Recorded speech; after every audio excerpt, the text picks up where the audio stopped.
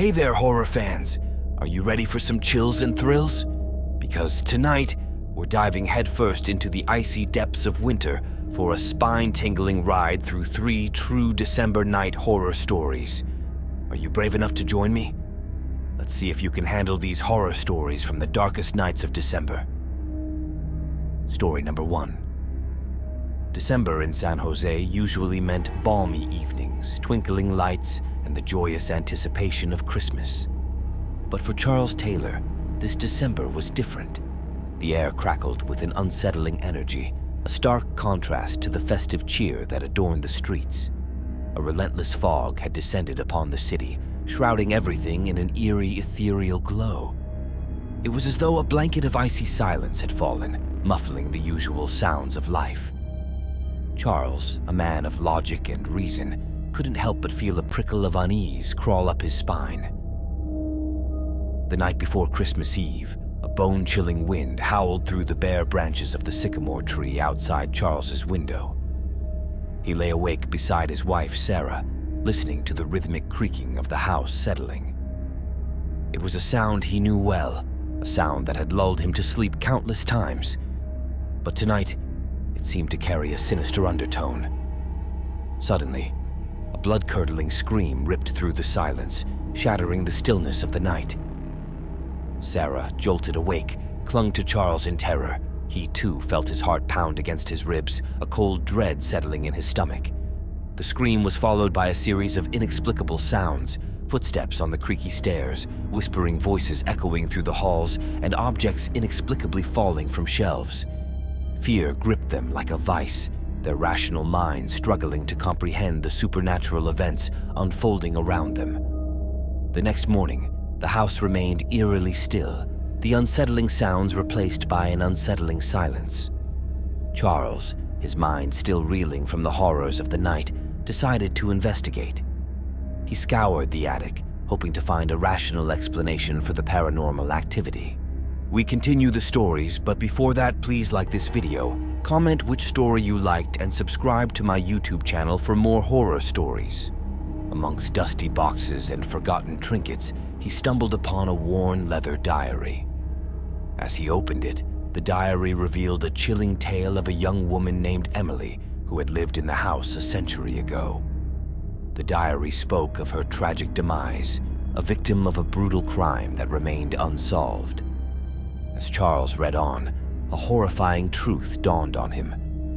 Emily's restless spirit remained trapped within the house, her grief and rage manifesting as the unsettling occurrences they had witnessed.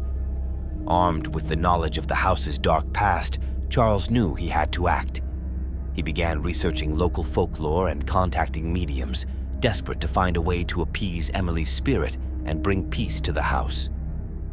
One night, while conducting a seance in the attic, the room suddenly turned icy cold. A shadowy figure materialized in the flickering candlelight, her eyes filled with sorrow and anger. It was Emily.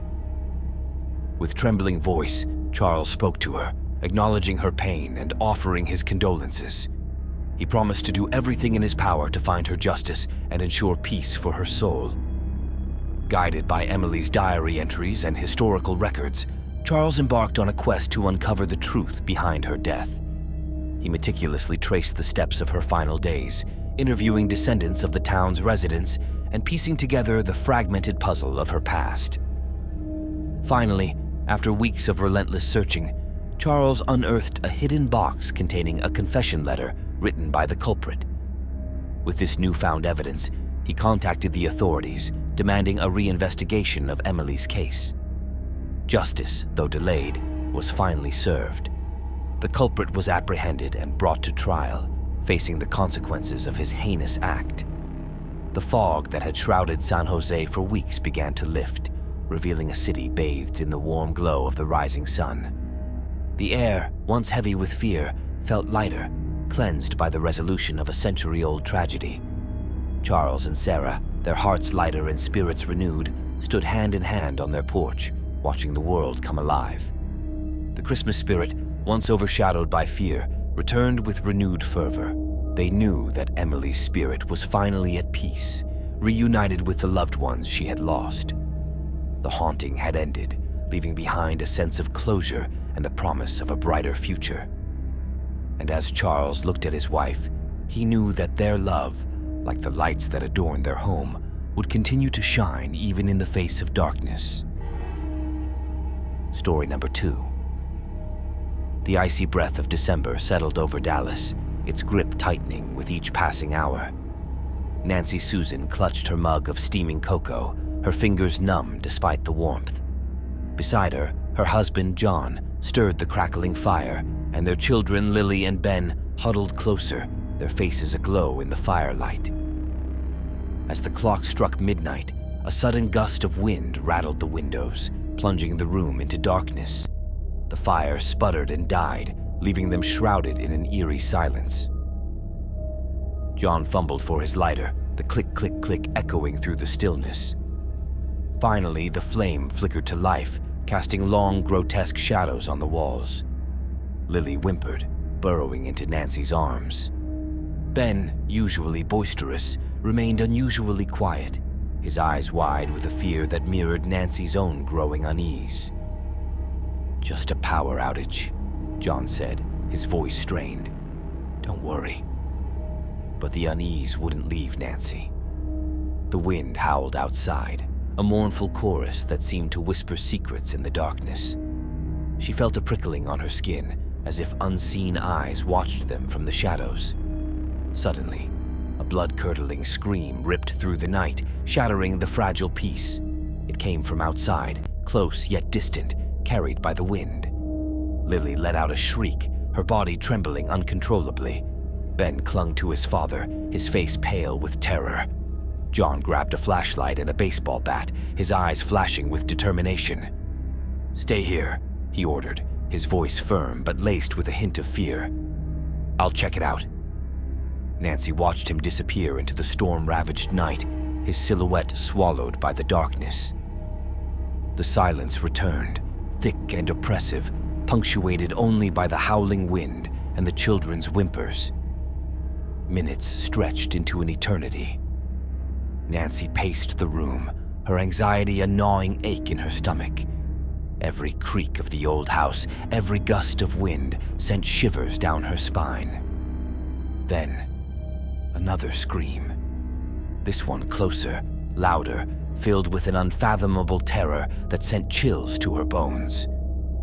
Unable to bear the silence any longer, Nancy grabbed a kitchen knife, her heart pounding against her ribs.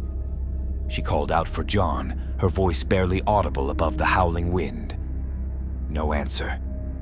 Fear spurred her into action. She knew she had to find him. Taking a deep breath, she stepped out into the icy night, the cold air biting into her exposed skin. She followed the path of the screams, the flashlight beam cutting through the darkness. The storm raged around her, the wind whipping at her hair, the snow biting at her face. Then, she saw him. John lay sprawled in the snow, his body contorted at an unnatural angle. His face was frozen in a mask of terror, his eyes wide open and vacant. Beside him stood a figure cloaked in darkness, its form shifting and changing like smoke in the wind. It had no eyes, no face, only an empty void where its features should be. In that moment, Nancy understood. This wasn't just a storm, it was something more sinister, something ancient and malevolent. The December night had become a trap, a prison where they were forced to relive this horror over and over again, trapped in a cycle of fear and despair. She screamed, a primal cry of defiance and grief. But her scream was swallowed by the howling wind, unheard by anyone but the darkness that surrounded her. As the first rays of dawn painted the horizon, Nancy woke with a gasp, her body drenched in sweat. It was December again, the same day, the same storm. But this time, she was ready. She held her children close, their small bodies radiating warmth against hers. She knew what she had to do. John was gone, but his memory fueled her resolve. She wouldn't let the darkness win. She wouldn't let them become its prisoners. With a fierce determination burning in her eyes, Nancy stepped out into the storm, the winter wind whipping at her hair. This time, she wouldn't be afraid. This time, she would fight. The December night had become her battleground, and she was ready to break the cycle of fear, even if it meant facing the darkness itself. Story number 3. A blizzard raged outside, swirling snowflakes into a white vortex that swallowed the world beyond the windows. Inside their cozy Chicago apartment, Jessica and Mark, newlyweds of just a month, huddled by the fireplace. The crackling flames cast long shadows across the room, dancing on Jessica's face as she read aloud from a book of chilling ghost stories. Mark, his eyes heavy with sleep, forced a smile. The unsettling tales were a stark contrast to the warmth and comfort he usually found in their haven. But Jessica loved them, her eyes sparkling with excitement at each blood-curdling twist. As the fire dwindled and the shadows stretched longer, a new sound began to creep in, a faint whispering, seemingly carried by the wind itself. It was a low, mournful murmur, barely audible above the crackling fire, but strangely distinct. Jessica, ever the enthusiast of the macabre, sat up, her curiosity piqued. "Did you hear that?" she asked, a shiver running down her spine. Mark, however, dismissed it as the wind playing tricks on their ears. But as the night deepened, the whispering grew louder, more insistent. It seemed to surround them, echoing in the walls, swirling around their heads. Unable to ignore the unsettling sound, Mark and Jessica went to investigate. Venturing outside, they stepped into the heart of the blizzard. The wind howled, stinging their skin with icy needles. The snow, heavy and thick, muffled their footsteps. Around them, the shadowy forms of houses loomed, their windows dark and empty. The street lamps cast ghostly glows, illuminating fleeting glimpses of something lurking in the swirling snow. A dark figure, a fleeting glimpse of a face contorted in pain. Guided by the whispering voices, they stumbled upon a frozen lake, its surface covered in a thick layer of snow. The whispering seemed to emanate from beneath the ice, a chorus of lost souls trapped in the icy depths. Suddenly, the ice broke with a deafening crack. A long, skeletal hand emerged from the water, followed by another and another. The whispers intensified, morphing into anguished screams and cries for help. Mark and Jessica, frozen in fear, watched as a spectral figure rose from the lake, its form shrouded in mist and ice. It pointed a skeletal finger towards them, its eyes burning with an eerie blue light. Terror gripped Jessica's heart. The chilling tales she had read were suddenly all too real. But amidst the fear, she saw the love in Mark's eyes, a warmth that burned brighter than the icy terror surrounding them. He grabbed her hand, his touch steady despite the trembling in his voice. "We'll face this together," he whispered, his words a beacon of hope in the darkness.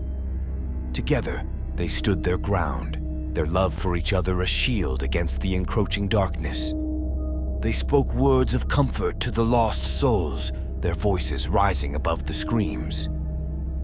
As the sun began to rise, casting a golden light across the frozen landscape, the spectral figure retreated back into the icy depths.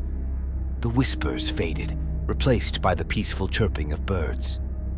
Mark and Jessica, their faces pale but their hearts ablaze, stood together, the blizzard a distant memory. They had faced their darkest fear and emerged stronger, their love a testament to the power of human connection in the face of unimaginable horror. The blizzard of that December night, forever etched in their memories, became a strange reminder of the strength they found in each other, a reminder that love could conquer even the most chilling of terrors. And as they embraced, they knew that no matter what darkness the future held, they would face it together, hand in hand, their love a shield against the icy grip of fear. And that concludes our journey into the chilling December night. While the stories we heard tonight may be over, the impact they leave on us lingers. These tales serve as a reminder to be mindful of the darkness, both within and around us. So, as you leave this video, carry a piece of caution and a flicker of courage. Thank you for joining me on this exploration of the darkness. If you enjoyed these tales, be sure to hit that subscribe button for more horror stories.